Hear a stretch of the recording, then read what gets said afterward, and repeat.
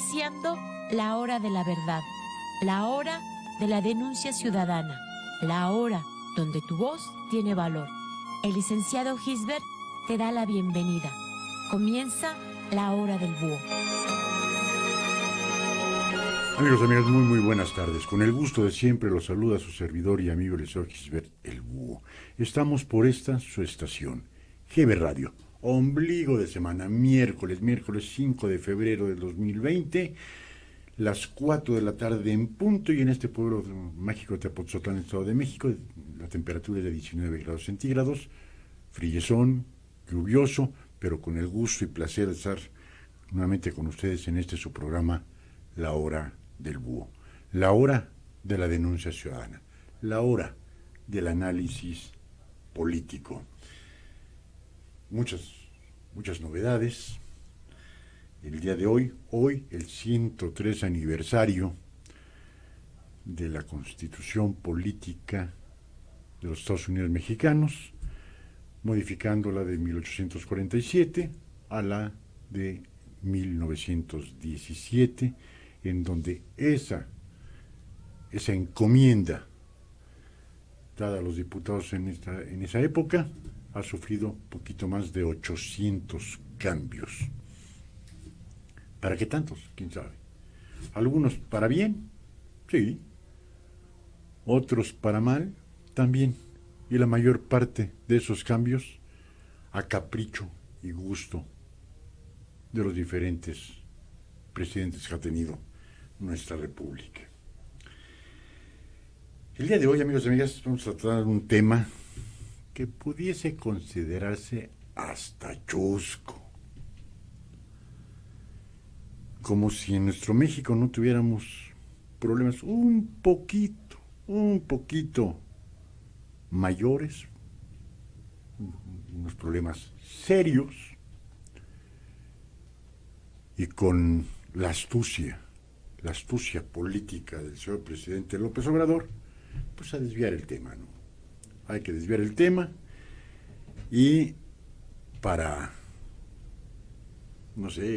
tristeza de los jóvenes estudiantes, a partir del siguiente ciclo escolar ya no van a haber puentes largos.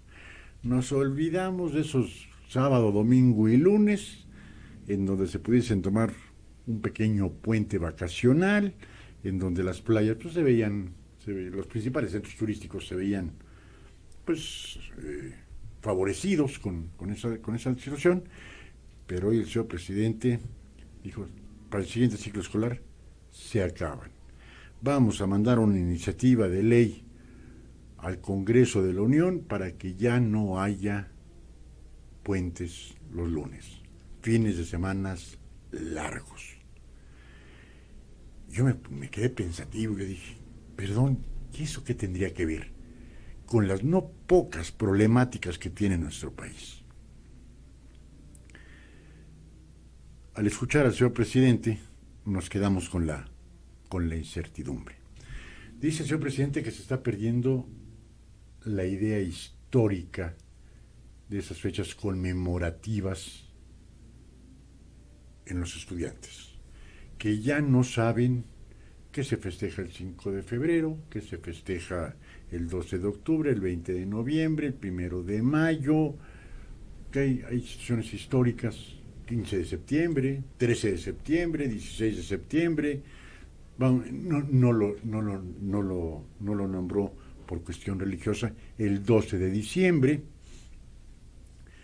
pero a lo mejor resulta positivo. Para mí no.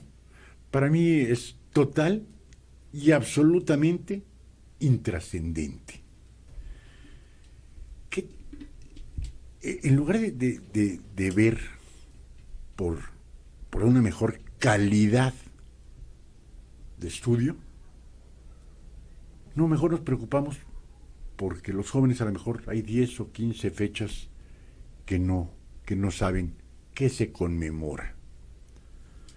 No puedo decirles, el día de hoy no lo vi en la mañana, si el presidente hizo alusión al día de hoy, al 5 de febrero de 1917. No lo sé si hizo algún tipo de alusión, pero dice, es que ya los jóvenes no saben.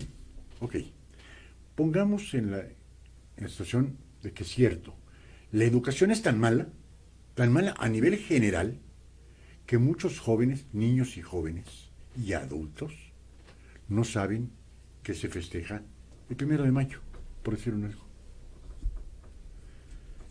1 de mayo, que es una fecha, creería que es de las pocas fechas mundiales, el Día del Trabajo. Se festeja, el Día del Trabajo se festeja el 1 de mayo en todos los países del mundo. Y ese día es inamovible. Ese día puede caer en lunes, puede caer en miércoles, o en jueves, o en viernes, y no se recorre al lunes anterior. El 15 y 16 de septiembre no se recorren al lunes anterior. Obviamente el 24 de diciembre y el 1 de enero no se recorren al lunes anterior.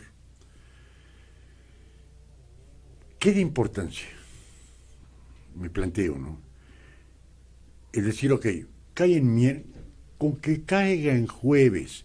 ¿Cuál fue el motivo? Y no sé qué presidente haya hecho esta modificación. No recuerdo si fue Felipe Calderón o Enrique Peña. Es decir, se recorre, si cae en martes, miércoles, jueves o viernes, se recorre ese día inhábil a los lunes. Por cuestión educativa, a la mejor. Pero quiero ver aquellos, muchos de los hombres y mujeres de nuestro país, que pueden tomarse un día de puente, que caiga en jueves o que caiga en viernes y se lo van a tomar. Punto. Esos días van a seguir siendo festivos.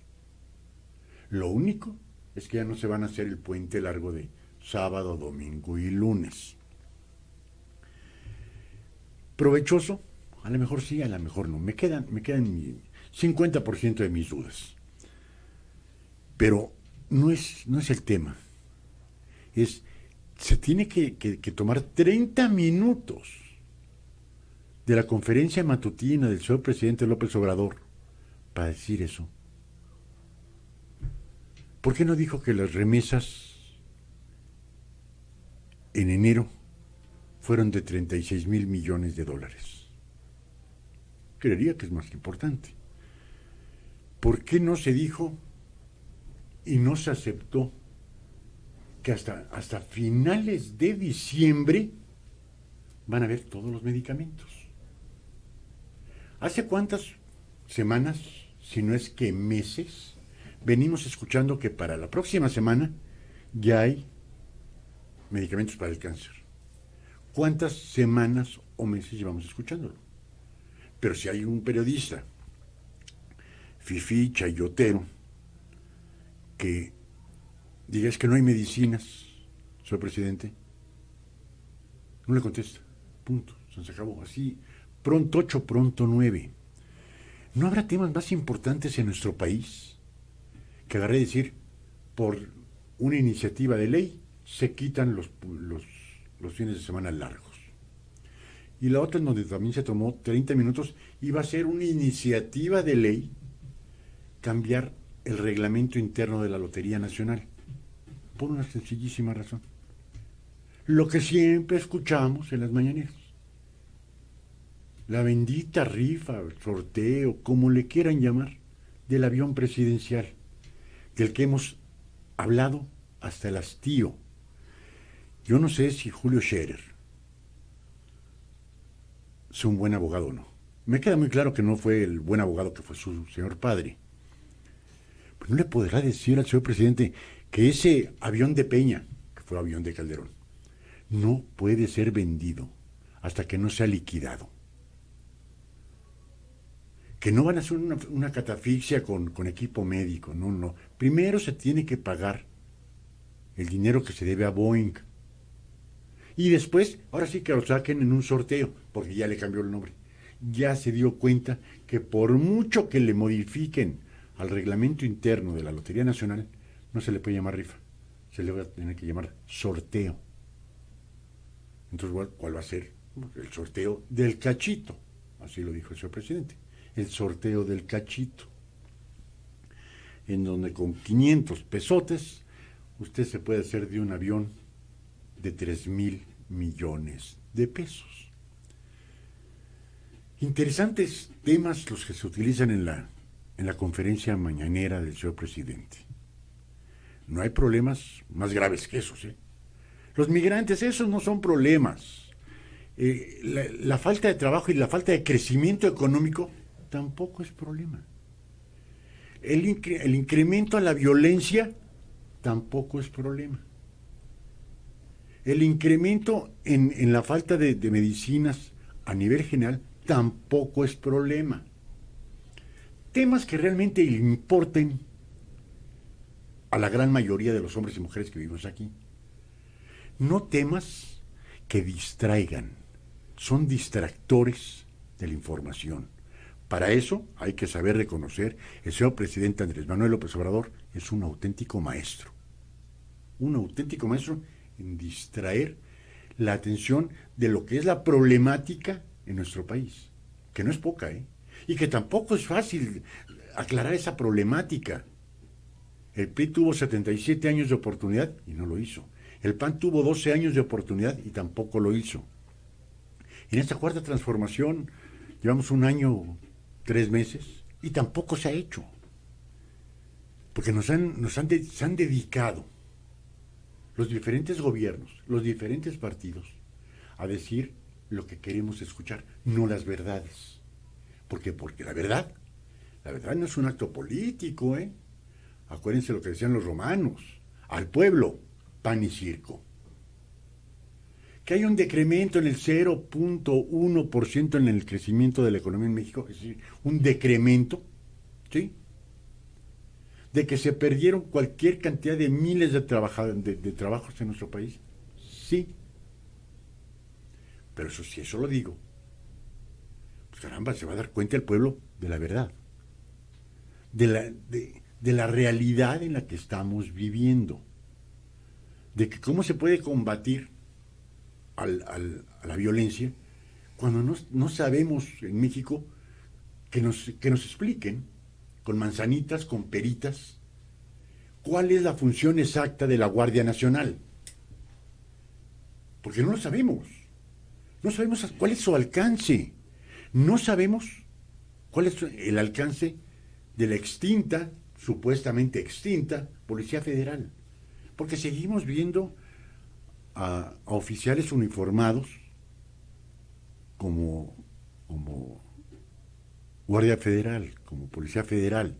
Seguimos viendo patrullas federales. ¿Cuál es?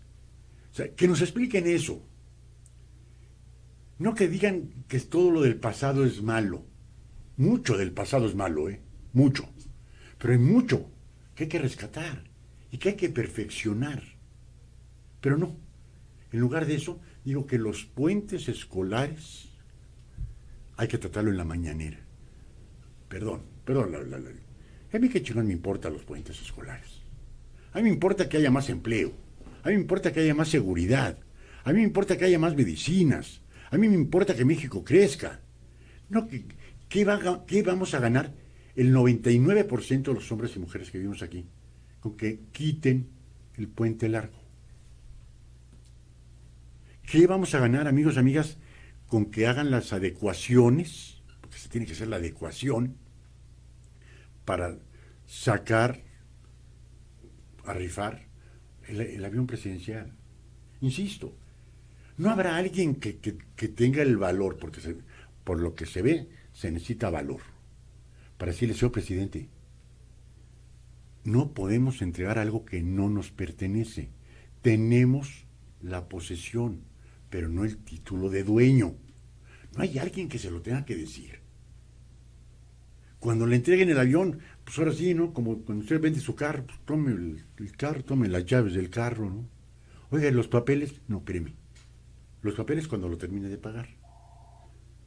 Y donde me cachen, la agencia me van a acusar de fraude porque estoy vendiendo algo que no tengo los derechos plenos para transmitirlo. No habrá alguien ¿No habrá alguien que diga, perdón, pero no se puede? ¿O es el hecho de agarrar y decir, el populismo puro, voy a vender el avión lleno de lujos, pues como querería? De 212 países en el mundo, pues capaz de que 180, 190 países tienen ese avión o mejor que ese avión. Punto. Que no tienen los derechos para venderlo. Ahora, imaginemos que el día de mañana se paga el avión. Ok, qué bueno, ya se pagó. Ahora, no es discrecionalidad del señor presidente de la República el venderlo, rifarlo, regalarlo, tendría que pasar al Congreso de la Unión, porque sería un bien nacional. No le pertenecía a Felipe Calderón Hinojosa, no le pertenecía a Enrique Peña Nieto, tampoco le pertenece a Andrés Manuel López Obrador. Que es una forma de agarrar y decir que todo lo anterior es malo y todo. Y lo vamos a ver después, cómo hay una situación en el INE en donde están las cosas tremendas. Pero, ¿en qué momento vamos a entender que si a la persona que se le entregue el avión, sea el afortunado ganador de un avión, que se le entreguen las llaves del avión, y no sé si la matrícula, porque usted no puede vender su carro si no tiene una placa. Si no tiene placa no lo puede vender. No es identificable su vehículo. Y la matrícula del avión presidencial es TP1. ¿Lo van a vender como TP1? ¿Transporte presidencial 1? ¿Eso es lo que se quiere hacer? Eso tiene una importancia enorme. ¿O es que llega, ay mira, el presidente tan humilde, tan sencillo, él se sube en la clase turista de un avión porque no quiere subirse a un avión fifí? Eso es popular. Eso es un populismo a la extranza del viejo PRI. Punto. Al extremo del viejo PRI. Al PRI de los 60s, de los 70s, parte de los 80s, de donde se inició el señor presidente López Obrador. Pero esos dos temas que tocó y que se llevó casi la hora, los puentes escolares, el puente largo, y la modificación, porque ya ni siquiera tocó lo del avión presidencial como su rifa, sino un sorteo, la modificación al reglamento de la Lotería Nacional. Pongan a trabajar a los diputados en algo. De por sí no trabajan esos güeyes. Y ahora los ponen a trabajar para que modifiquen que ya no pueden haber puentes largos, fines de semana largos, sino que el día que creo que son 21 festividades, esas 21 festividades, que cayó en sábado, pues en sábado, güey, que cayó en martes. Está bien. Se cae en sábado o domingo, se queda el mismo día, ¿eh? Y hay que recordarle al señor presidente que el 1 de mayo es inamovible a nivel mundial. Y el 15 y 16 de septiembre es inamovible. Aunque caiga en jueves y viernes, esos 2 días son de asueto.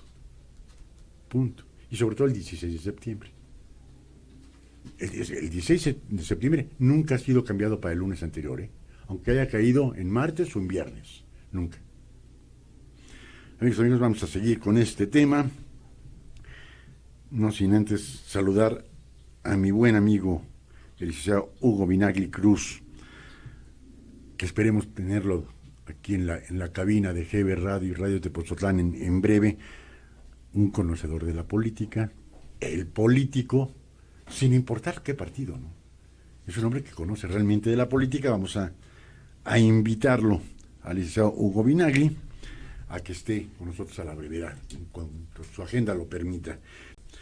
Pues tenemos en la vía telefónica a nuestro buen amigo Hugo Vinagli, conocedor de la política, ha estado muchos años, fue un elemento muy importante, si mal no recuerdo, el subdirector aquí en el hospital, ¿cómo se llama el de aquí de Cuautitlán, México? Villada. El hospital Villada, en donde tuvimos la oportunidad de conocerlo, y quiere dar algunas apreciaciones conforme lo que él cree, cómo ve esta actual administración. Mi licenciado, un gusto saludarte. Diego, ¿cómo estás? Buenas tardes. Igualmente, escuchando con mucha atención tu programa. Muchas gracias, Melik. ¿Qué opiniones querías dar? Fíjate que más que opiniones son algunas reflexiones. Escuchando con mucha atención tu programa, bien hace referencia a todo el tema de las mañaneras. La primera reflexión es ¿qué cantidad de recursos se gastan? Una cosa es gastar y otra cosa es invertir en el tema de las mañaneras. El tema de los señores secretarios de Estado, como bien lo has comentado, en el sentido de que ¿qué hacen los secretarios de Estado en las mañanas acompañando al presidente? Te la contesto muy sencillo. Un adorno y un escaparate. Punto. No sirven para otra cosa. Bueno. ¿Sí? Nada más sirven de adorno, Milik. Sí, no, y sobre todo, ¿por qué? Porque finalmente son reuniones meramente informativas y no resolutivas. Y si eso lo vas transformando en horas hombre, en todos los temas que de verdad merecen atención a nivel nacional, yo creo que estaríamos desperdiciando el recurso humano de los señores secretarios para resolver lo que verdaderamente aqueja al país. Pero bueno, ese es uno de los puntos. El otro es que me llama mucho la atención. La semana pasada el señor presidente, en una de sus conferencias habituales, toma como punto de referencia, él dice que no le importan los indicadores de desarrollo, que hoy por hoy no llegan ni siquiera a un punto, al contrario, está un poquito, y bueno, pues todos los organismos económicos nacionales e internacionales. Bueno. Se nos está cortando un poquito la señal. Dos indicadores propios. Uno, que el precio del pollo había bajado y que de acuerdo a la Secretaría de Cultura en los pueblitos, porque así lo refiere él, en los pueblitos, a través de las ferias de libros, estaban comprando muchos libros y que para él el hecho de que haya bajado el precio del pollo y que hoy se vendan más libros en los pueblitos es indicador de que hay crecimiento y hay desarrollo. Yo creo que debemos de hacer a estas alturas de la política una política seria y responsable, y no porque no la está haciendo el presidente. Él en su no la está haciendo, no Lick. coincide en algunos datos la frase típica, yo tengo otros datos. Sin embargo, los indicadores para medir el crecimiento, para medir el desarrollo, para medir la pobreza, no son indicadores que se acuñen o se hagan en el país. Son organismos internacionales quienes se encargan de la medición, quienes se encargan de la elaboración y vigilancia de estas políticas públicas, para que al final de un año normalmente se puedan ver reflejados esos resultados. De tal forma que, con mucho respeto, se me hace un tema parece ser de una vacilada, el hecho que digan, es que porque bajó el pollo probablemente 2 pesos, 3 pesos, o porque se estén vendiendo más libros en lugares donde antes no se vendían o no se vendía tal cantidad, que se utiliza el término que hay desarrollo. Yo creo que aquí habría que conjuntar un sinnúmero de números, de indicadores. A ver, Lick, te interrumpo tantito. Bueno. Te interrumpo tantito. No puede haber desarrollo si no hay crecimiento, Lick. Correcto, a eso voy. Y si no hay crecimiento, no hay desarrollo. Desarrollo y otra cosa es crecimiento. Puede haber crecimiento, pero no necesariamente el que existe el crecimiento te va a llevar a un desarrollo. Sí. La elaboración de las políticas públicas, la principal eje rector de la política pública es crear acciones de gobierno para poder mejorar el nivel de vida de todos los habitantes. Y bajo ese esquema y bajo esa premisa se elaboran todas las líneas de acción, todos los programas de gobierno. Ejemplo, si vemos que hay en su momento, y te voy a poner un ejemplo que pasó durante el sexenio pasado. En la sierra de Oaxaca, en la sierra de Guerrero, elaboraron un programa donde se les daba un apoyo a las madres, pero un apoyo integral donde tenía evidentemente nutrición, donde tenía salud, donde se les daba un apoyo económico para que pudieran complementar su alimentación. Sin embargo, después de analizar el programa, parecía ser que este programa no estaba funcionando. Y no estaba funcionando por una sola razón, porque las mujeres, lejos de que el índice de natalidad bajara, estaba subiendo. ¿Y estaba subiendo por qué? Porque si tú tenías de 1 a 3 hijos te daban 500 pesos, pero si tenías de 4 a 6 te daban 1,500 pesos. Entonces, ¿qué pasaba? Que lejos de amortiguar o esa política pública de mitigar esa pobreza extrema, lo que estaba haciendo es la estaba alimentando para que el índice demográfico fuera más alto en las zonas donde, lejos de que pudiera decrecer, al contrario, iba aumentando.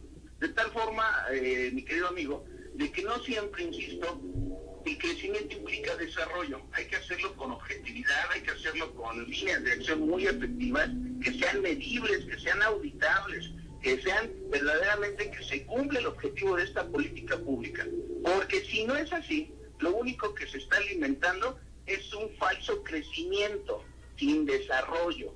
Entonces, me llamó mucho la atención esos dos indicadores que utiliza el presidente, que de ninguna manera cumplen con las mediciones internacionales y sobre todo, insisto, que esos mecanismos de medición no se acuñan bajo un sistema económico como se ha querido o se pretende ver. Son mediciones internacionales y si en México pareciera ser que no están funcionando esas mediciones, tendríamos que voltear a otros países, porque en otros países se miden con los mismos indicadores. Y ahí sí les hacen caso. Ahí sí les hacen caso, digo, y bueno, hoy, por ejemplo, esos indicadores son los que se utilizan en América Latina, en Estados Unidos. O sea, finalmente, ¿por qué desconocer o por qué evadir una realidad? Yo creo que ahí es donde tenemos que verlo todo en su justa dimensión. Hace rato comentabas, y de manera muy acertada, pareciera ser que se quiere romper con las instituciones del pasado. Pareciera ser que no quieren dejar una sola piedra. Y no van a dejar, De lo que costó formar un México en 70 años, digo, y no 70 años. Yo me remonto hacia más atrás. En días pasados veía en redes sociales una publicación donde no se le daba en su justa dimensión el reconocimiento a Porfirio Díaz. Sí, caramba. Díaz, la historia, y fue el que promovió el crecimiento en México. Por un dictador de 30 años en el gobierno, pero si lo ves en términos prácticos, en términos muy, muy abstractos, puso a México en el nuevo mundo. Las bases de lo que hoy es México. Claro. Crecimiento económico, comunicaciones, creó las primeras instituciones.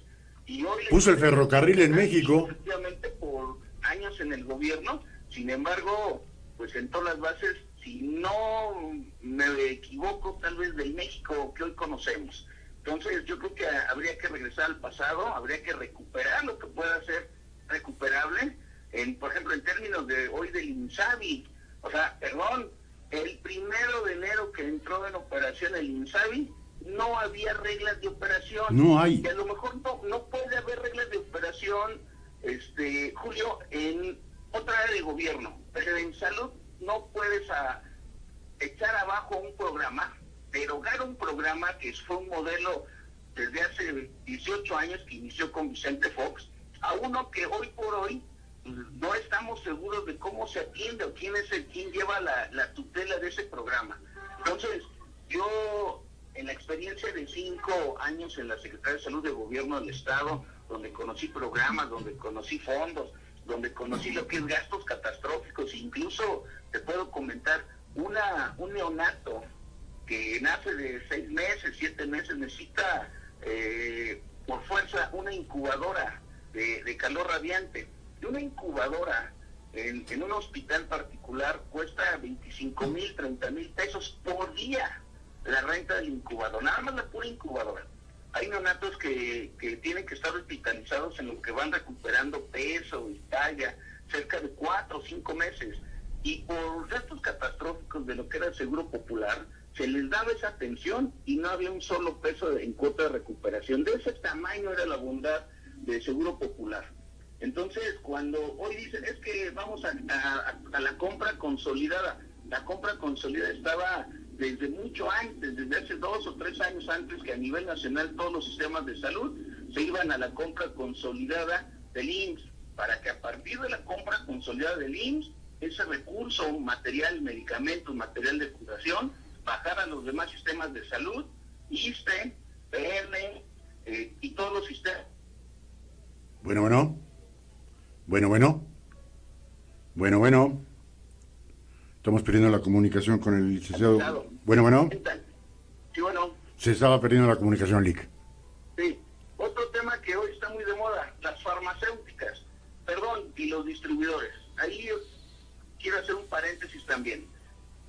Las compañías farmacéuticas, muchas de ellas, o si no es que la mayoría de ellas, no venden el medicamento de manera directa.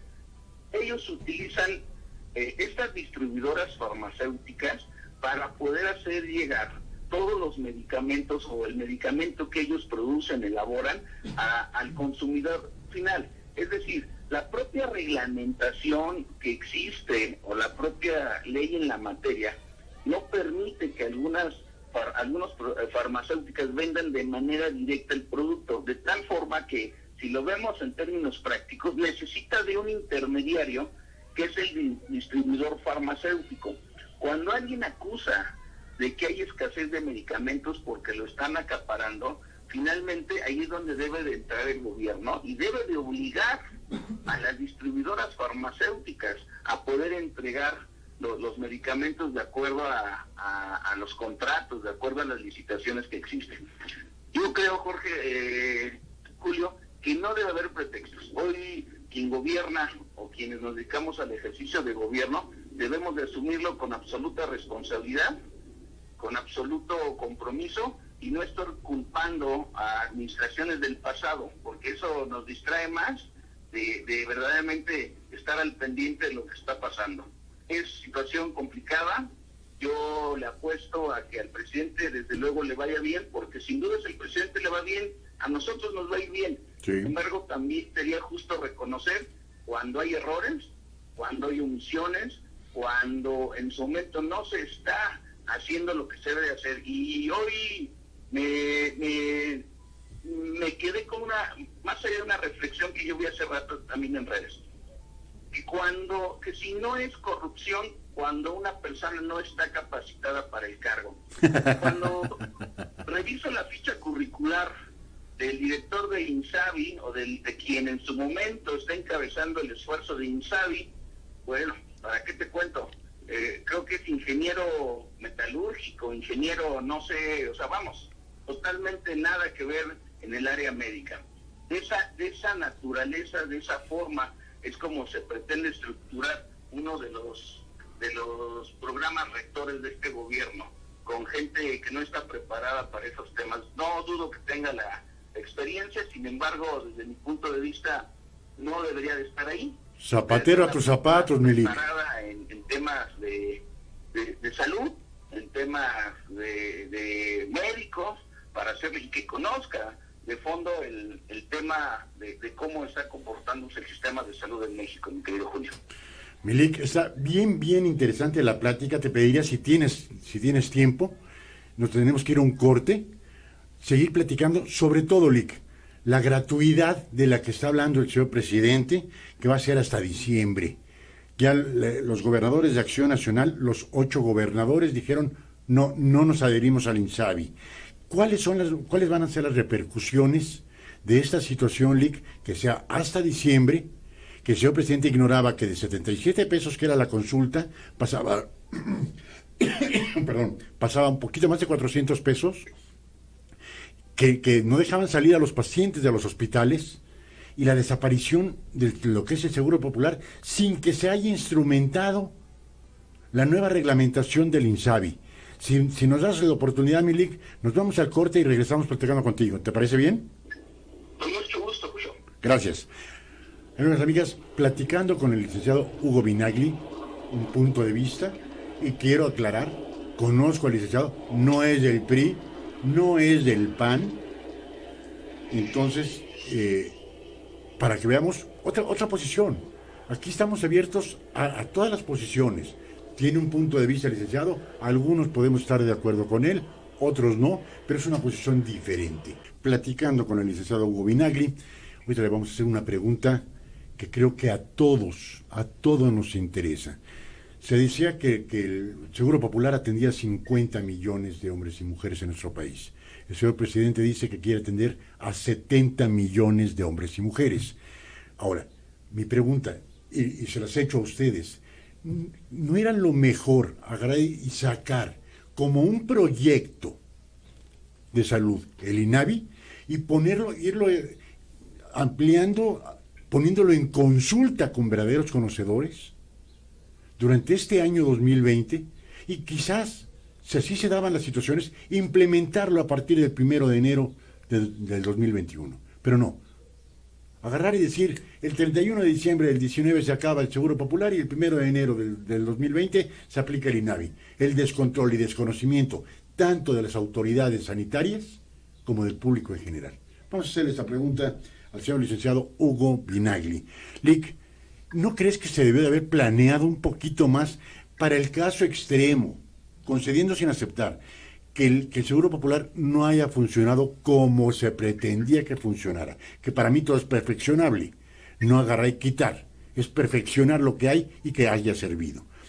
Y ponerlo en tema de discusión durante un año y implementarlo, si así fuera necesario a partir del 21. Sí, mira, Julio, hace ratito yo te comentaba, hace un momento, de las reglas de operación. Todos los programas del gobierno, todos los programas del gobierno deben de llevar o deben de contener reglas de operación. En esas reglas de operación se marca a qué sociedad va dirigido, a qué segmento de la población, cuáles son sus alcances, qué es lo que requiere disminuir, erradicar, aumentar, estabilizar la acción de gobierno, para qué va enfocado el programa. Sin embargo, este programa pareció que era más un tema de ocurrencia, y te lo comento porque ya todos quienes nos escuchan.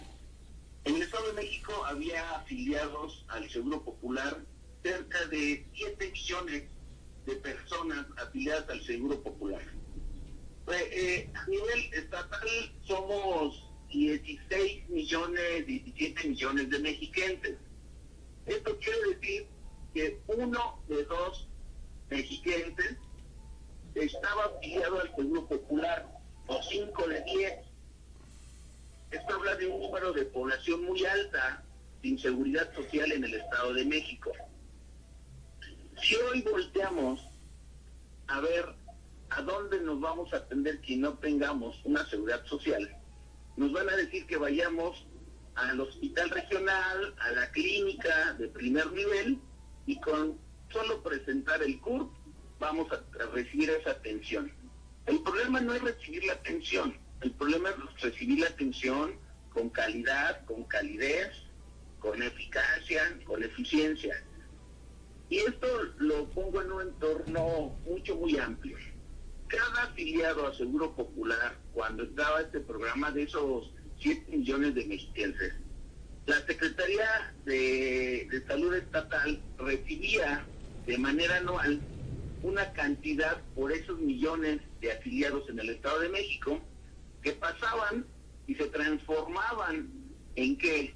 En personal médico, en medicamento, en material de curación, en instalaciones, y que hoy, al no haber reglas de operación definidas, esos recursos hoy están a punto de desaparecer. De tal forma que si antes la nómina de una enfermera se pagaba con recursos del Seguro Popular, hoy ese capital humano, o si me lo permiten llamarlo así, esa mano de obra, no tiene fuente de financiamiento. Y si la va a llegar a tener, va a ser una fuente de financiamiento con recursos propios del Estado. Es una situación complicada, es una situación difícil que viene abanderando el tema de la corrupción. puede haber huecos financieros en temas de medicina, no lo sé, habría que checarlo. Sin embargo, hay esquemas muy específicos de percepción, Julio. Cuando una persona se enferma y llega a un hospital y no hay medicamentos, no hay material de curación, no hay medicinas, no hay doctores, no hay equipo técnico, no hay equipo humano que pueda atender, la percepción inmediatamente es de que algo está pasando. Decían, y lo decían bien, pareciera ser que cuando estábamos peor, estábamos mejor. Sí. Ya parece ser que cuando había corrupción, había medicamentos. Parece ser. Y dentro del tema de la percepción, Julio, el tema de la percepción es una realidad vista a través de tu propia dimensión. Coloquialmente traducido es, cada quien habla como le va en la feria. Sí. Es decir, a mí no me interesa que el país tenga 2.5 de crecimiento económico y de desarrollo si yo llego a la clínica de salud o al centro de salud o al hospital y no me pueden atender porque no hay los insumos necesarios. Y entonces mi percepción va a ser de que entonces la economía está mal. Yo creo que habrá temas en donde, insisto, no puedes jugar, no puedes experimentar, no puedes improvisar en algunas áreas, en las otras puedes esperar. Pero el tema de salud siempre va a ser muy sensible y desde mi punto de vista muy particular, creo que ahí es donde está fallando algo desde quien dirige y conduce el sistema de salud del Estado hasta el propio presidente. Yo lo he comentado y hoy lo hago abiertamente. Yo estoy abierto al debate, pero un debate constructivo, un debate propositivo. Y perdón, si es mejor con alguien que tenga el pulso del tema de salud, vamos a contrastar ideas, vamos a confrontar ideas. Y esto, tal vez de esta confrontación y este contraste de ideas, pues podamos sacar una conclusión que nos lleve a poder tener mejores estados de atención para la gente. Pero el hecho de únicamente replicar, el hecho únicamente de reproducir ciertas formas de comunicación es lo que nos está llevando a perdernos de lo que verdaderamente nos debe de prestar total atención y sobre todo, insisto, en el ánimo cuando somos servidores públicos, Julio. Lic, para mí esta cuarta transformación, y como tú bien lo dices, yo estoy contigo, todos queremos que le vaya bien al presidente López Obrador. Le va bien a él, nos va bien a nosotros. Pero las formas son... yo no puedo coincidir el hecho de utilizar las palabras para comenzar el confrontamiento entre mexicanos. No lo puedo coincidir. Si tú eres conservador, si tú eres fifí, si tú eres chayotero, si tú eres neoliberal, hay que ir en contra tuya. Perdón, pero si bien es cierto que ganó con una diferencia muy marcada la presidencia de la República, el presidente López Obrador, él es el presidente de todos los mexicanos, no de los mexicanos buenos como le llama él, o no de los mexicanos malos como le llama él. Terminar con ese encono, que lo único que se va a traducir es en una confrontación entre hombres y mujeres mexicanos. ¿Por qué esa necesidad o esa necedad de confrontarnos, Lic? Yo creo que es una falta de visión, Julio. Parte de hoy quien gobierna parece ser que está enfrentado también, dicho sea de paso, con la clase empresarial, con el sector empresarial. Perdón, Julio, quien mueve la economía de un país no es el gobierno. Es el sector empresarial, Julio. Es el quien le invierte, claro, el quien la presta, es el quien aterriza los programas dentro de sus empresas. El 70-80% de la economía no la mueven las grandes empresas, la mueven las microempresas, sí. 5, 7, 10 trabajadores, 10 empleados en una empresita. Y parecía ser que hoy también está satanizado el tema de pegarle a los empresarios. Sí. Bajo el tema de la corrupción, que es totalmente deleznable, bajo el tema de todos los actos que hoy se conocen, que se han conocido durante los últimos tiempos, se está utilizando una bandera que no sé si nos vaya a llevar a donde todos deseamos, Julio. Yo insisto, por el bien de México, que le vaya bien al presidente, pero de una forma sensata, de una forma ordenada, de una forma constructiva y propositiva. Comentabas hace unos segundos, seguimos pareciendo que hay buenos y malos. Yo creo que siempre vamos a ser los buenos, los que trabajamos, los que contribuimos, los que pagamos impuestos. El 95% de la población, Lick. Por unos... El 95% de los mexicanos somos buenos. Claro. Pero ¿por qué enconarnos porque tú pienses diferente a él? Bueno. Sí, te escucho, Julio. Perdón. Es que ese encono, ese querer ser el centro de atracción, esas consultas mañaneras, esas que para mí no es otra cosa más que un desgaste hacia la figura presidencial, el hecho de agarrar y decir, no me voy a juntar con tales personas para que no me vayan a abogar la envergadura presidencial, ese es un encono. Y se reflejó en las calles cuando vino la familia Levarón, cuando llegó Javier Sicilia al centro, les aventaban huevos, Lick. ¿Por qué? Porque venían a protestar por unos muertos. Y que esos muertos al parecer son fifís, y como son fifís, les vale madres. Julio, no podemos permitir eso como sociedad. La premisa fundamental de todo gobierno es cuidar y velar por la seguridad física y patrimonial de los gobernados. Esa es la premisa, ese es el deber ser del gobierno. Ese es lo que en esencia el gobierno debe garantizarle a sus gobernados. Cuando atrás de un asesinato de un hombre, de una mujer, hay una familia, Julio, hay una esposa, hay un hijo, hay una hermana, hay un vecino, hay un amigo que está atrás de cada cifra. Y no porque sea uno, Julio, o que sean 10 o que sean 100, no debía de ser uno solo.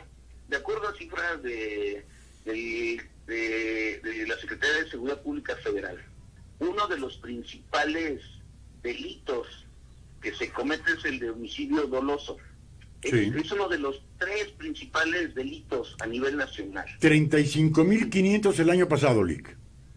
O sea, una cifra escandalosa. Pero más allá de eso, pueden ser 5, Julio.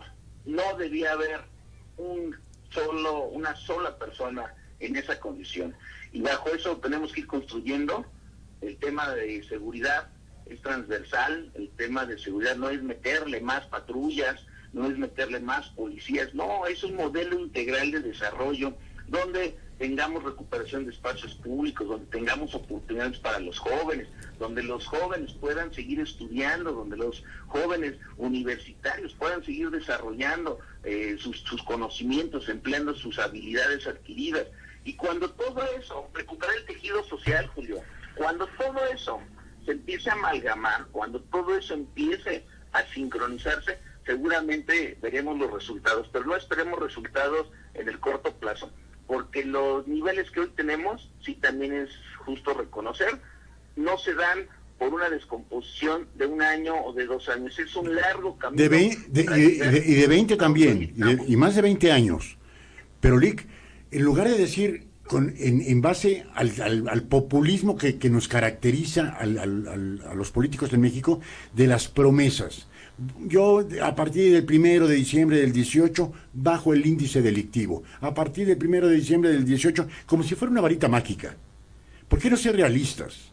Y en lugar de bajar, subió, al grado de que cada 17 minutos mataban un hombre o una mujer en México, a llegar a las cifras extraordinarias de 35.500 muertos por homicidios dolosos. Y de eso no salen las mañaneras. No nos digan a mí las cifras, que el señor presidente tiene otras cifras diferentes. Díganos cuáles son las soluciones. Mientras no haya fuente de trabajo, va a haber delincuentes, Lick.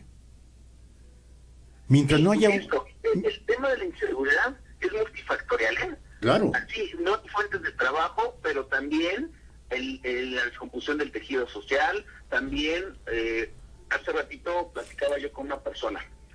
Si una persona, un individuo, consume, vamos a ponerle marihuana, en el mejor de los casos marihuana, esa persona de entrada va a trabajar, si tú quieres, de manera normal para poder conseguir la marihuana.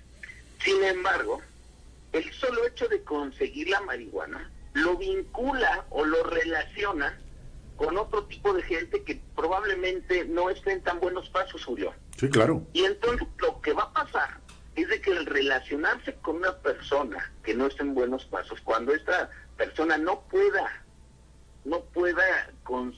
conseguir el recurso económico para conseguir la marihuana de manera honrada, lo que va a hacer es que inmediatamente va a pasar a las filas de los malos, de los que delinquen, en el ánimo de conseguir la droga, en este caso la marihuana. ¿Qué hay que hacer? Apostarle a la prevención. ¿Qué hay que hacer? Apostarle al fortalecimiento de las familias, del núcleo social. ¿Qué hay que hacer? Insisto, sí, hay que meterle patrullas, sí hay que apostarle a la prevención, sí hay que apostarle a muchas cosas. Por eso insisto, Julio, este no es un tema que probablemente tenga solución en el mediano plazo. Sin embargo, bien lo refieres. Lo primero que tenemos que hacer es reconocer que hoy por hoy las políticas públicas o las estrategias en materia de seguridad probablemente no han funcionado, y no de ahorita, sino de tiempo atrás. Hoy es el momento de poder hacer el punto de inflexión para que poder recobrar el camino.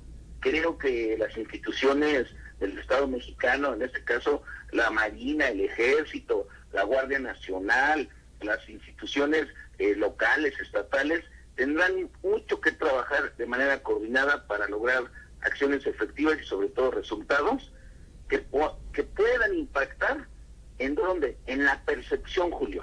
Insisto, en la percepción. Si nosotros seguimos en esa percepción de que la inseguridad sigue creciendo, podremos hacer muchos esfuerzos, pero mientras una persona sea asaltada, mientras una persona se suba a una unidad de transporte público y la asalten, y esa persona comunique a su entorno que fue asaltada a bordo de una unidad, no va a valer la pena el esfuerzo que se haga en otros ámbitos. Por eso insisto, esto tiene que ser un esfuerzo coordinado, ciudadano, gobierno, pero sobre todo, insisto, lo primero, bien lo refieres, es reconocer que la estrategia tal vez no esté funcionando como en este momento quisiéramos. Te lo pongo en una forma muy sencilla, Lick. Va a cumplir un año en mayo la implantación de la Guardia Nacional en nuestro país. ¿Quiénes sabemos cuáles son las funciones exactas de la Guardia Nacional? ¿La Guardia Nacional te puede parar? ¿La Guardia Nacional te puede esculcar? ¿La Guardia Nacional te puede infraccionar? ¿Qué? ¿O nada más están sirviendo como patrulla fronteriza? ¿Qué es lo que está haciendo la Guardia Nacional? Porque yo recuerdo, en época de campaña del señor presidente, al diablo, al ejército, el ejército a los cuarteles. Ahora, ¿cuál es la función de la Policía Federal? ¿Te pueden seguir parando? ¿Te pueden seguir infraccionando en carreteras? ¿Cuáles son las funciones? No lo sabemos y vamos a cumplir un año. Te podría decir, quisiera contestarte, Julio, pero estoy, a ciencia cierta, estoy también con muchas dudas respecto a las preguntas que tú haces. Hoy veo que algunos compañeros de lo que era la anterior Policía Federal, como bien lo refieres, siguen utilizando el uniforme. Sin embargo, ya la Policía Federal pues ya tampoco existe a partir del 1 de enero de este año. Creo que le cambiaron el nombre nada más. Siguen haciendo funciones de patrullaje en carreteras. O sea, es un tema que pareciera ser que es de administrativo y operativo. No ha alcanzado por ahí a sentarse bien a bien lo que es este nuevo modelo de seguridad. Cada gobierno le imprimirá su propio sello. De acuerdo, Lick. Pero ¿por qué no en las mañaneras, en las conferencias mañaneras, no el decirnos en qué va a consistir la Policía Federal, o cómo se les cambió el nombre, o cuáles son las facultades? En lugar de decir que se eliminan los puentes vacacionales de los fines de semana largo. Julio, insisto, yo creo que efectivamente hay temas que deben de preocupar más. Sí. Deben de preocupar, deben de ocupar, deben de enfocar el esfuerzo de todo el gabinete y del señor presidente. Que esas horas, si sumamos las horas, la verdad es que no he tenido no he tenido la oportunidad de sumar las horas, todas las horas diarias de las conferencias mañaneras, cuántas horas ha acumulado y cuántos días pueden ser seguidos en horas acumuladas y días compactos de ya un año y meses de gobierno, y que esas horas bien se pudieron haber empleado en temas que verdaderamente ocupan y preocupan a todo el país, Julio. Son 295 conferencias matutinas del señor presidente hasta la del día de hoy. 295, si le ponemos que te gusta un promedio de 1 hora y media, cuando menos la conferencia, Mínimo. Menos ¿De hora y media, 2 horas? El que prepares todo, el que prepares el mensaje, el que prepares la información. 600 horas. Que se está desperdiciando mucho tiempo. Y mucho dinero, Mucho dinero, mucho recurso para únicamente tener ese contacto, ese acercamiento pues, con la gente. O ese ego, ¿no, Lic? Mira, no sé si pudiera yo llamarlo ego, Julio. Sin embargo, lo que sí creo es que es un recurso desperdiciado. Sí que sí. Un recurso de esas mañaneras, ¿qué nos llevaríamos de importante? Nada. Habría que hacer también el ejercicio de todas esas horas, de todas esas 296, ¿qué acuerdo importante ha salido de ahí? ¿Qué acuerdo de operatividad, qué acuerdo ha salido en beneficio de la gente, en beneficio de la población, más allá de los anuncios, más allá del anuncio de cualquier tema de gobierno? O sea, desde que se anunció hasta ahorita, ¿cuáles han sido los resultados? Vamos mejorando. O sea, la medición, insisto, la medición de los programas sociales es un indicador para decirnos, estamos bien o hay que rectificar.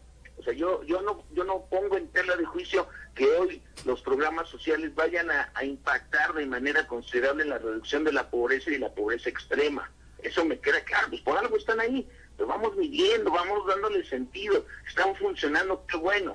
No están funcionando, habrá que rectificar. Eso es lo que verdaderamente yo creo que el señor presidente debe estar informando. Uy, Lic, hay tema para platicar 4 horas,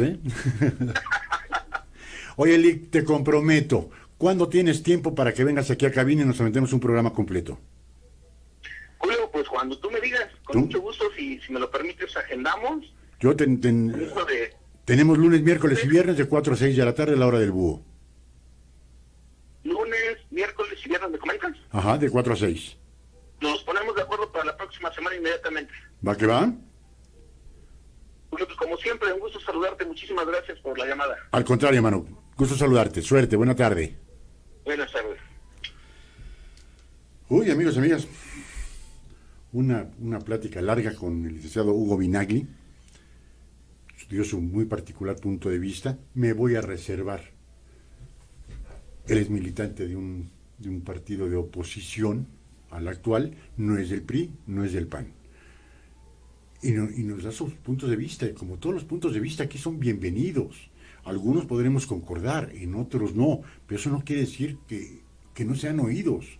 Y si quiere venir aquí un funcionario o un fiel seguidor del Movimiento de Regeneración Nacional de Morena, bienvenido, y aquí lo discutiremos, en dónde podemos estar de acuerdo, en dónde no, en dónde podemos discrepar, en dónde no. Aquí esta estación está abierta a todos. Insisto, aquí escuchamos todas las opiniones. Algunos nos pueden llamar y decir, oigan, yo estoy totalmente a favor de cómo lo hace el señor presidente, y por eso tiene la popularidad que tiene. Otros podemos decir, no estamos de acuerdo con lo que se está haciendo. A título personal, yo no estoy de acuerdo con lo que se está haciendo. De las formas en que se está haciendo. El encono entre mexicanos, estoy total y absolutamente en desacuerdo. Los mexicanos buenos, los mexicanos malos. No, aquí el presidente tiene que ser presidente para todos los mexicanos. Y el 95, si no es que más % de los que vivimos en este país, somos buenos. Podemos tener una forma diferente de pensar. Podemos ser conservadores, neoliberales, fifís, chayoteros, lo que le quieran poner. Pues eso no nos hace malos. Eso no nos hace diferentes a sus seguidores. El pueblo bueno somos todos.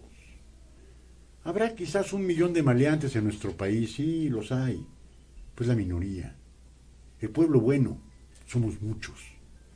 No pueblo bueno el que sea seguidor de Morena o el que sea seguidor del presidente López Obrador. Pueblo bueno, el pueblo trabajador, como decía el licenciado Vinagli. El pueblo que sale a trabajar, sale a estudiar, sale a producir, sale a pagar sus impuestos, sale a lo positivo. No aquel maleante que se sube a un transporte público a asaltar. Esos son los menos. El día lunes vi este reportaje. Insisto, nada más para concluir. El licenciado Hugo Vinagli no es del PRI y no es del PAN. Para que no digan, no, es que porque viene del PRI o viene del PAN, están en contra del presidente. No, no es. Y ahora voy a leer algo que dice una persona que como profesionista yo lo admiro. Como conocedor del derecho, yo lo admiro. Nunca he tenido un juicio siendo su adversario. Espero no tenerlo. Creo que me ganaría, y con cierta facilidad, el licenciado Diego Fernández de Ceballos.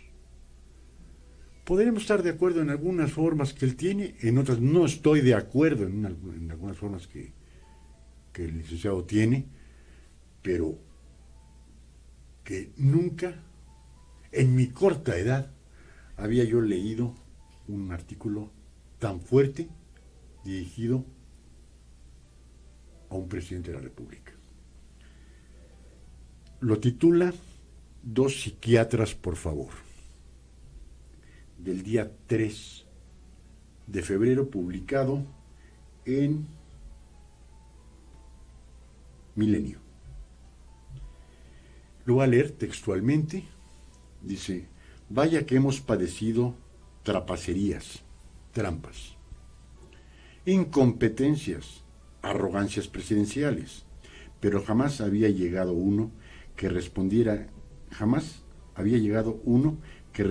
a víctimas que encarnan el dolor de México. En el caso de la familia de Barón, en el caso de Javier Sicilia y muchos, muchos más, diciendo: qué flojera recibirlos, tengo que cuidar la investidura presidencial. Este tema ya lo hemos hablado, pero eso de qué flojera da hablar con la familia, que por desgracia perdieron a 9 miembros de esa familia, 3 mujeres y 6 niños, menores todos ellos de 8 años, mujeres cuando mucho 30 o 35 años. ¿Cómo se les puede decir qué flojera escuchar a los deudos de esas familias? Javier Sicilia, un poeta y escritor, perdió nada más a un hijo. Nada más. Como si hubiera un dolor mayor a eso. No hay un dolor peor, no lo he sentido, y espero no sentirlo, que el perder un hijo. Pero un dolor más grande que ese no debe haber ninguno. Y decir, qué flojera escuchar a la familia de Barón, está claro. Yo lo digo, quien la denigra por donde va, al grado de aprovechar uno de los monólogos mañaneros para señalarnos lo que para él sí es trascendente. Créanme, el excusado más sucio de las gasolinerías del país. Lo hemos dicho. Qué pena que las mañaneras nos digan los lunes quién es quién en el precio de la gasolina. Ayer tuvimos la oportunidad de ir a la Ciudad de México y hay una diferencia hasta de $1 entre las gasolineras del Estado a las gasolineras de la Ciudad de México. Más caras en la Ciudad de México, hasta $1. Y estamos para escuchar quiénes quieren los precios de las gasolinas. Eso es la mañanera de los lunes. O, en su efecto, qué sucios están los baños de las gasolineras a nivel nacional. Qué increíble. Qué increíble. Dice, peor aún, después de la marcha que iniciaron los referidos dolientes en Cuernavaca, y concluyó a las puertas de Palacio Nacional reclamando verdad, justicia y paz. No solo se negó a recibirlos, sino que los tildó de momias conservadores, hipócritas y corruptos, responsables de la crisis de México. Y como ejemplo arrastra, unos porros emulando a su redentor también los injuriaron, al tiempo que gritaban: es un honor estar con Obrador. Esta inaudita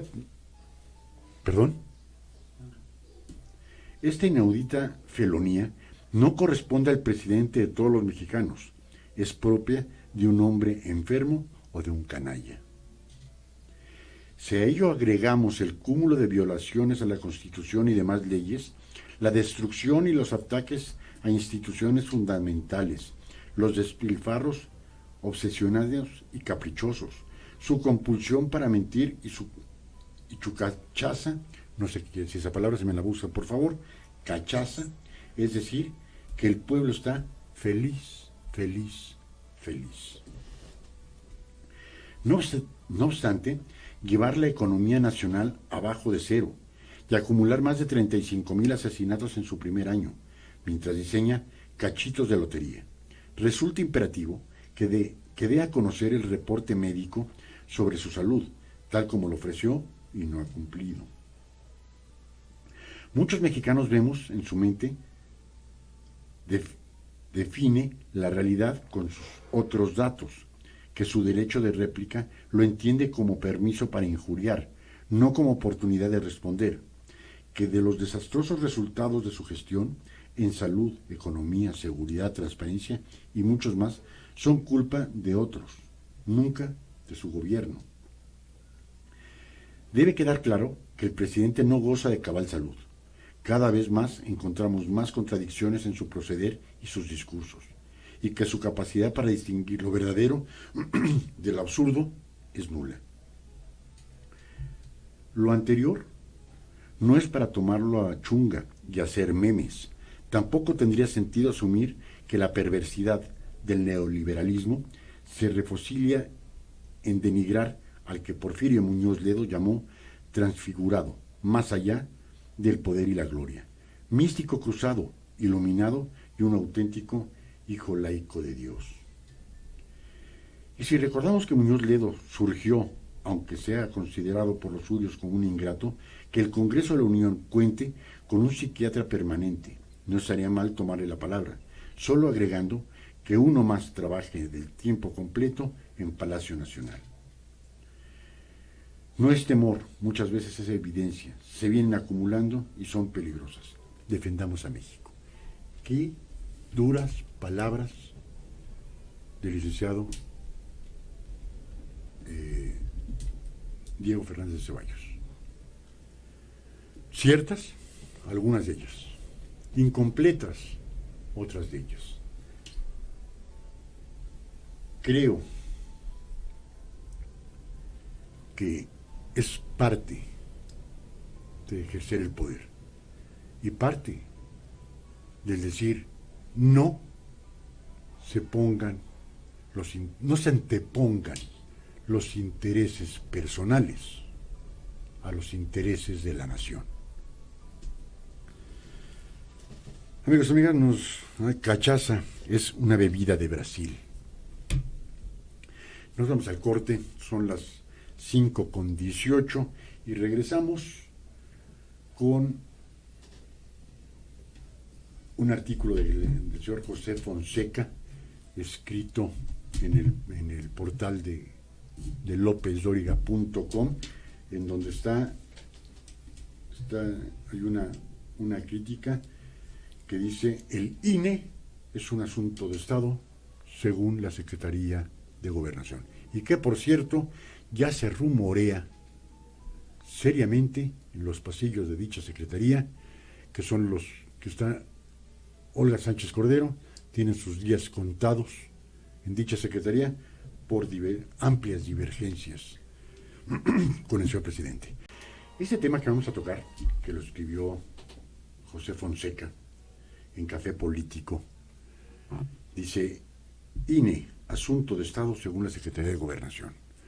Todo ello porque la intención es cambiar a los 5 consejeros del Instituto Nacional Electoral y que esos 5 consejeros se pongan del pueblo sin que tengan la menor experiencia.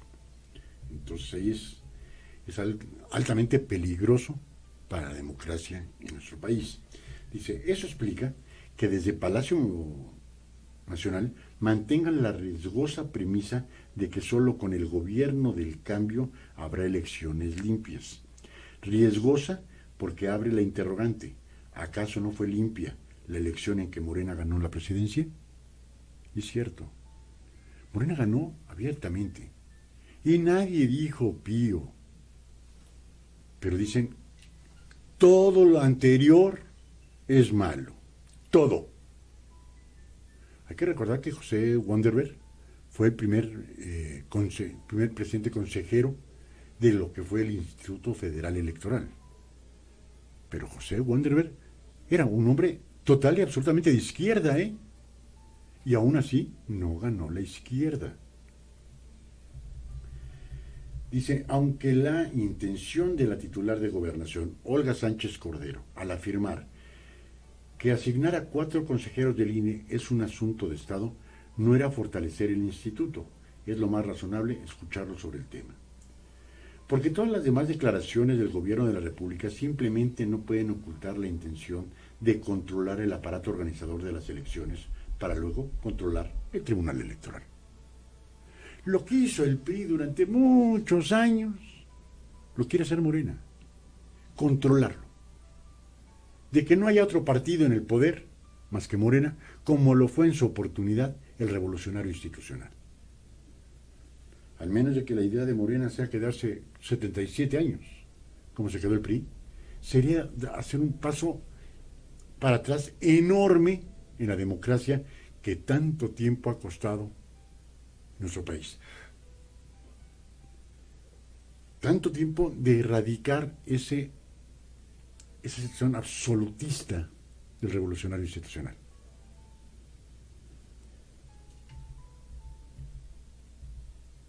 A ver.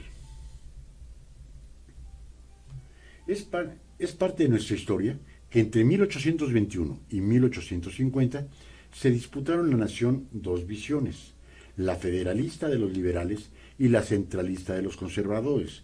De estos últimos, el gran ideólogo que fue Lucas Alamán.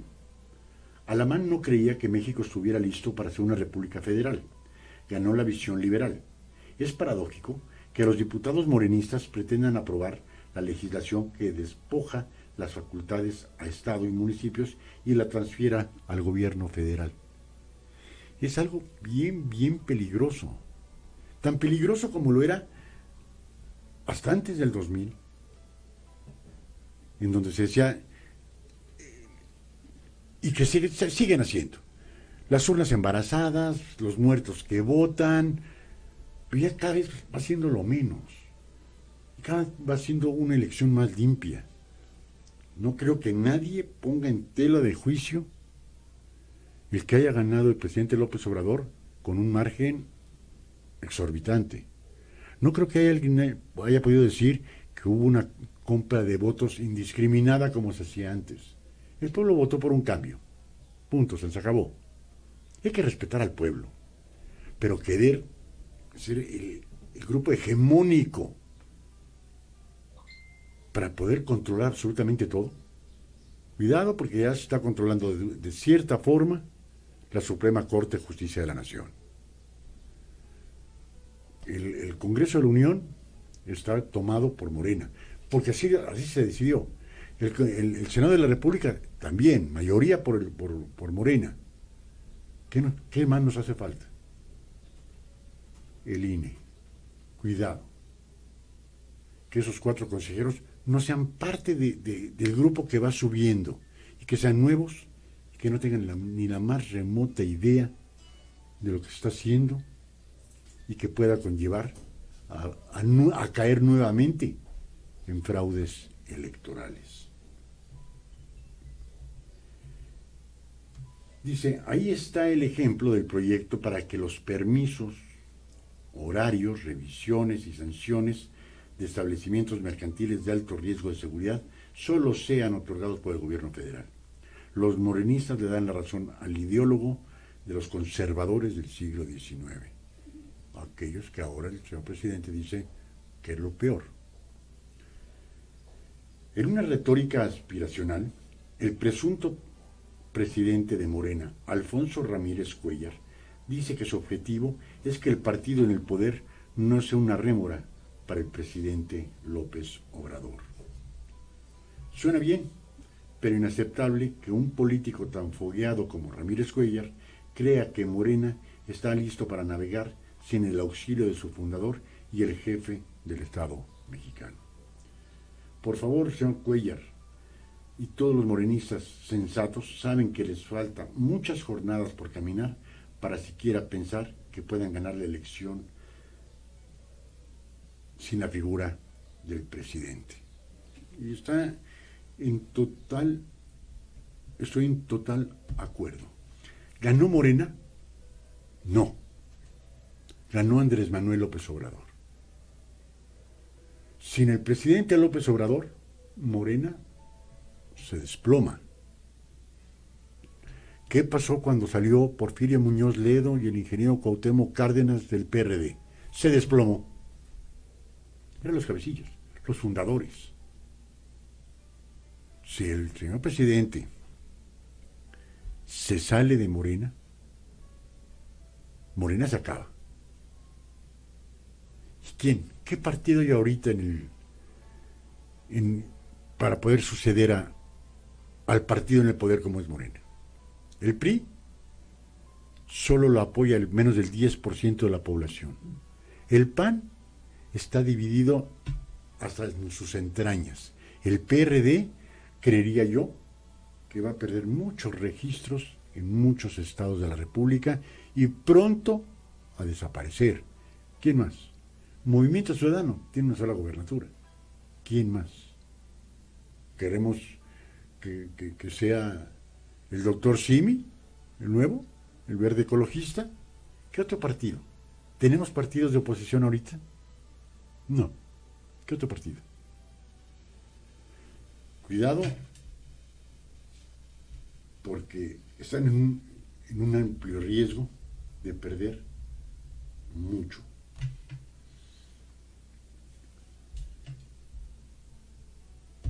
Vamos a otro tema, que fue tema de campaña, tema de las mañaneras.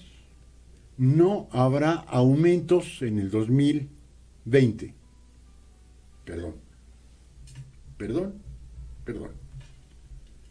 Aumenta el peaje en las carreteras administradas por Capufe, que son el 90% de las carreteras en nuestro país. Usted dice, ¿cuánto me cuesta irme a Querétaro? Bueno, son 88 pesos, si mal no recuerdo, de ida, más otros 88 en Palmillas, más otros 88 de regreso, más otros 88 en Tepoztlán. Bueno, pues ahora hay que aumentarle otros pesitos. Eso de que digan, no va a aumentar, cuidado cuando nos dice el gobierno, no va a aumentar. Porque es lo primero que pasa. La Secretaría de Comunicaciones y Transportes confirmó que aumentarán desde este 5 de febrero los precios de las tarifas de peaje de las carreteras administradas por Capufe. A partir del primer minuto de este miércoles 5 de febrero, subirán en promedio, ni siquiera una cuota estable a nivel nacional, el 3% los precios de la tarifa de peaje de las carreteras administradas por caminos y puentes federales. ¿Y por qué no nos agarran y nos dicen, ¿saben qué? Se tratará, dentro de la medida de lo posible, que no aumenten? Pero no. Nos garantizan que no van a haber aumentos. Perdón. Cuando platicábamos con Hugo Vinagli, es que el precio del pollo bajó. No es cierto. Usted, amiga, ama de casa que va al mercado, ya subió. El precio de la tortilla ya subió. El precio de lo que usted vaya y compre ya subió. Pues ahora, el precio de las cuotas de peaje, pues ya subieron, el mínimo es del 3%.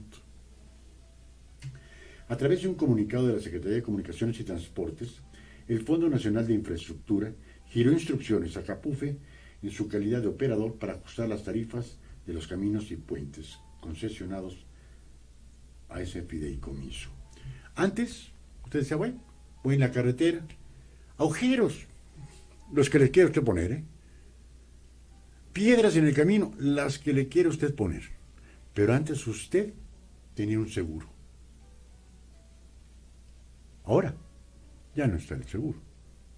Usted agarraba y decía, por caerme en un agujero, se me voló una llanta, me fastidié el rin, la suspensión, llegaba la aseguradora, le daba su ticket, mándelo a arreglar. Ahora, ni eso. Es más, ahora les recuerdo, amigos y amigas, que si ustedes salen a carretera, aunque sea, saquen un seguro de su automóvil por días. Porque si los para la Policía Federal y no tienen el seguro, no se la acaban. Antes, las carreteras costaban 50 pesos y le daban a ustedes un seguro. Ahora, cuestan 80 pesos, no les dan el seguro y aparte de todo, usted tiene que comprar un seguro. Ah, qué bonito. Dice, las tarifas que entrarán en vigor a partir del primer minuto de ese 5 de febrero del año en curso, considera la actualización por inflación que corresponde de diciembre del 2018 a diciembre del 2019, precisó el documento. Cagarme que lo digan. ¿Y por qué esto no manejarlo en la mañanera? A ver, una buena pregunta, ¿no? A partir que salga el señor presidente, los que salgan a partir del primer minuto de este 5 de febrero, se les informa. ¿Para qué? Para que vayan prevenidos y no digan, perdón, ¿cómo? No sabíamos nada. Pues que lo digan en la mañanera del 5 de febrero, hoy. ¿Saben qué? A partir de hoy va a aumentar mínimo el 3%. Pero si dice que va a aumentar mínimo el 3%, eso no es políticamente viable, no es políticamente beneficioso. Mejor me quedo calladito y digo que voy a eliminar los fines de semana largos y digo que voy a modificar el reglamento de la Lotería Nacional para poder sacar un sorteo, ya no va a ser rifa, va a ser un sorteo del avión presidencial. ¿Por qué eso no se dice? Porque como siempre, engaño tras engaño tras engaño. Que eso salgan, que lo digan también, que digan las cosas, que van a quitar los puentes largos, qué bueno. Que van a cambiar el reglamento de la Lotería Nacional, qué bueno, pero que nos digan que a partir de hoy van a subir mínimo el 3% las carreteras de cuota.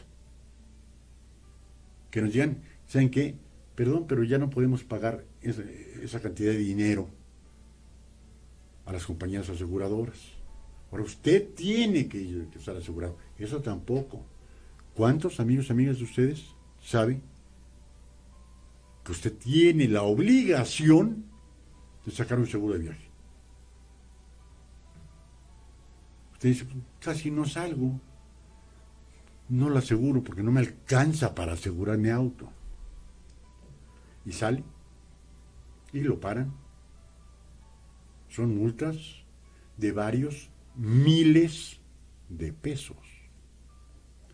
Pero eso, el decirlo en la mañanera, no es bueno. Dice que se ajustó un 3% promedio las tarifas de los caminos y puentes, se medirá que permitirá cumplir con los requerimientos de servicios en la operación de los tramos carreteros. Las tarifas pueden ser consultadas, aquí aparece en letras muy pequeñas, mil disculpas, pero no lo llego a ver. Pero usted pasa a cualquier carretera de cuota, van llenas, pero también están llenas de agujeros, no les dan el mantenimiento. Érase una vez que si usted tenía la mala situación de que se le descompusiera su auto, se le ponchara una llanta, se le acabara la gasolina, cualquier situación de esas, estaban los ángeles azules. ¿Hace cuántos años usted no ve un ángel azul? Dice, bueno, se le descompuso, quien sepa un poquito de mecánica. Usted lleva un carro moderno y aunque sepa mecánica, al menos de que le digan ahora, sabe que se tiene que comprar su escáner para escanearlo para ver dónde está fallando, ¿no? Es increíble. Increíble que cosas que debemos de saber no lo sepamos.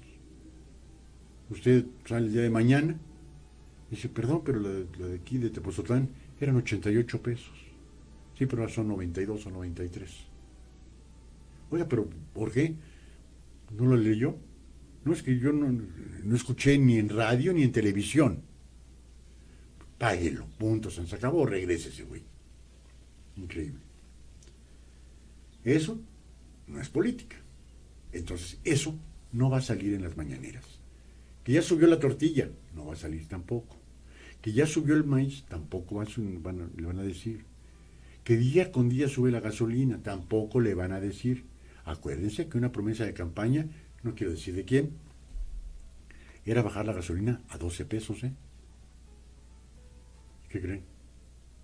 En menos de 20, difícilmente la encuentra usted. Tampoco salen artículos de estos o algún reportero con el suficiente valor como para preguntarle al señor presidente. Si mal lo ubico, y ojalá, si me equivoco, ojalá ustedes me puedan corregir, por ahí de septiembre del año pasado, comenzó el desabasto masivo de medicamentos. Y primordialmente, y comenzó ese desabasto con tratamiento del cáncer para niños. Pues quisiera ver quién se atrevería a decirle al señor presidente de la conferencia matutina, o preguntarle, que en Veracruz un señor tuvo que vender su propiedad para poderle comprar el medicamento contra el cáncer a su hijo. Se quedó en la calle. ¿Por qué? Porque no lo hay. ¿Cuándo lo va a ver? Cada día que le pregunten, y el desabasto, la próxima semana. Hoy le hicieron la pregunta del desabasto, y para la próxima semana queda resuelto. Eso lo venimos escuchando desde septiembre, octubre del año pasado. Aunque ya dijo el señor presidente también que para diciembre ya se iba a normalizar. Perdón, faltan 11 meses. ¿Qué va a pasar con esos niños? Aquí algo desgarrador. Dice, en la zona de las altas montañas de Veracruz. Me quiero imaginar que esto es por ahí de Córdoba, el pico de Orizaba. Me quiero imaginar que es por ahí, porque es la única parte donde están las montañas altas. Los padres de niños con cáncer no tienen otra más que vender sus animales y terrenos para enfrentar el desabasto de medicamentos. Dice Marcos Vallejo, un campesino de 32 años que viste pantalón tejano, sombrero de ala ancha, camisa fucsia y botas blancas, dice que allá por su rancho, en las faldas del pico de Orizaba, nunca habían escuchado la palabra leucemia, pero cuando entendió la gravedad de la enfermedad que se extiende sin tregua por el frágil organismo de Rigoberto, su hijo de 8 años. Lo estoy leyendo esto de un reportaje de Animal Político. De 8 años, su vida y la de su familia cambió para siempre. Marcos nació en una ranchería pobre, en una región pobre de la sierra de Zongolica, en la zona de altas montañas de Veracruz, entidad que, además, también está entre las más pobres del país. En Chilapa, su pueblo, el trabajo se reduce a 3 opciones: emigrar, aquí lo ponen, para el gringo, como hace la mayoría en esas localidades de calles semidesiertas, ir con los conocidos de siempre para preguntarles si tienen alguna chamba de albañilería en alguna localidad vecina o cercana, o salir del campo, donde la recolecta de flores y el follaje que luego se vende en ciudades como Orizaba o Córdoba deja poco más de 100 pesos por la jornada. Un salario raquítico que está a años luz de los gastos que requiere el combate al mal que acecha a Rigoberto. Por ello, Marcos asegura que no tuvo otra salida.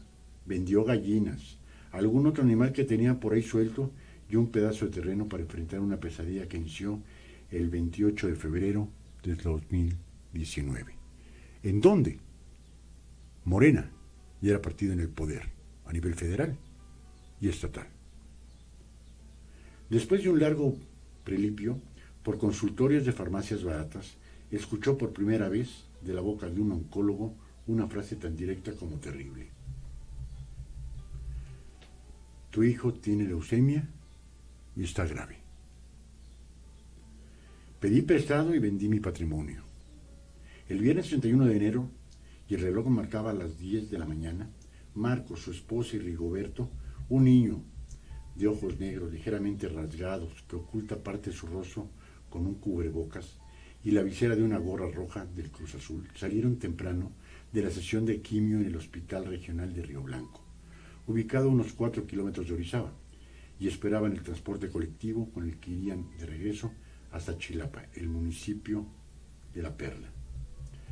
Nosotros vivimos hasta allá arriba, en las nubes, bromea Marco, señalando uno de los enormes cerros que rodean el hospital y por los que descienden densas nubes cargadas de humedad y aire gélido. Y a bordo de la camioneta colectiva, la sinuosa carretera se va empinando hasta dejar atrás un sinfín de rancherías y pueblitos cuyos márgenes brotan por doquier casitas de techo de lámina y paredes de madera, carcomida por la humedad de la montaña, hasta llegar a las faldas de Citlaltépetl, un volcán activo que se eleva por allá de los 5.000 metros de altura. Es el pico de Orizaba. Si usted o su familia padece una enfermedad sin explicación, dice la voz de una mujer que sale del viejo estéreo de la radio que lleva prendida el chofer de la camioneta. Se ha ido con el doctor y no encuentran la cura para su enfermedad. Si padece una brujería o una hechicería, producto de la envidia, llámenos. Nosotros lo ayudamos. Tienen que recurrir a la brujería o hechicería para poderse curar. ¿Por qué? Porque ya vendió sus gallinitas el señor, ya vendió una parcela de terreno el señor para poderle aplicar la quimioterapia. Y cuando se le acabe el producto de la venta de sus gallinitas, el terrenito que vendió, no le queda de otra. Recurrir a la brujería o a la hechicería. ¿Por qué? Porque el sistema de salud en nuestro país ahorita no tiene medicamentos para el cáncer de los niños. Pueblo bueno, ¿eh? Sin duda alguna, es uno de los muchos millones de hombres y mujeres de nuestro país que es pueblo bueno. ¿Qué le van a decir? Comenzarse a despedir de su hijo. Porque si su hijo muere, va a ser porque su hijo es pobre. ¿Qué hizo el gobierno estatal? Nada. ¿Qué hizo el gobierno federal? Nada. Qué bueno que se fijan. Y ojalá y hubiera un poquito más de periodistas que hicieran ese tipo de preguntas al señor presidente. Vendió sus gallinas, señor presidente. ¿Es pueblo malo? Ok. Increíble, son historias que nos hacen pensar, que nos hacen meditar, que nos hacen sentir impotentes, que por caprichos no haya medicamentos. Por ser, no se puede decir un estado neoliberal o conservador, porque es de Morena. ¿O por qué? Porque todo lo de atrás es malo y lo de ahorita. Persona humilde, me quiero imaginar que votó por Morena. Pudiese apostar que votó por Morena. Qué triste. Qué triste historia de un hombre de 32 años con su hijito de 8. Haya vendido lo poquito que tenía. Y que le diga a un médico, su hijo está muy grave. Sí le encuentro la palabra, pero decirlo al aire suena muy fuerte. Bueno, así como que no lo dije. ¡Qué poca madre! ¿Ve? Amigos, amigas, estamos llegando al final de su programa La Hora del Búho. La hora de la denuncia ciudadana. La hora del análisis político. El día de hoy con una novedad. Nos hizo el favor de llamar el licenciado Hugo Vinagli, dar su punto de vista. Si hay alguien que quiera dar un punto de vista diferente al de su servidor o al de Hugo Vinagli, o que sea a favor de N cantidad de partidos políticos, el micrófono siempre estará abierto. Siempre el derecho de réplica. Pues amigos, amigas, antes de despedirme, quiero invitarles muy cordialmente, mañana de 5 a 6 de la tarde, en un café vamos a entrevistar a la psicóloga Silvia Harari, que va a presentarnos mañana su nuevo programa que inicia el 13 de febrero de 6 a 7 de la tarde. Ese es el nuevo logotipo de diversidad. En la diferencia está la igualdad. Un programa de sexología, de las diferentes formas que el ser humano puede vivir su sexualidad, tratado por una persona experta en este tema. Tiene la especialidad en sexología, la doctora Silvia Harari, con mucho respeto, con mucha dignidad. Los invitamos el día de mañana para que escuchen de qué se va a tratar, cómo lo va a manejar la doctora Harari, qué temas va a tocar: homosexualismo, gay, transexuales, bisexuales, swinger, toda la diversidad sexual va a ser tratado en este programa con absoluto respeto, jamás poniendo alguna imagen de cuerpos, jamás poniendo una imagen donde pueda causar cierta perturbación. Van a haber invitados. Quien quiera salir en cámara va a salir. Quien no quiera salir en cámara, se quita la cámara de los invitados. Se les puede modificar el tono de voz para que no sean reconocidos, por si quieren guardar el anonimato. Las llamadas por teléfono, con teléfono abierto. Si no nos quieren, cuando se tome la llamada, sí tomamos el nombre real de la persona o de las personas que nos quieran llamar, pero en el momento que vaya a salir al aire, como se quieran poner, a modo de que nosotros sí tengamos un control de quién nos llamó, pero al momento de salir al aire, con el anonimato total de aquellas personas que así lo deseen. Los invitamos cordialmente a que el día de mañana, de 5 a 6 de la tarde, en un café con su servidor, con la psicóloga Silvia Harari. Y ojalá, después de esa plática del día de mañana, nos acompañen. El siguiente jueves, terminando un café continúa diversidad. Amigos, amigas, mil gracias por el enorme favor de su atención, que nos hayan hecho el favor de acompañarnos este ombligo de semana, miércoles 5 de febrero del 2020. Su servidor y amigo les agradece infinitamente su compañía y deseándoles que pasen una excelente tarde. Muchas gracias y buenas tardes.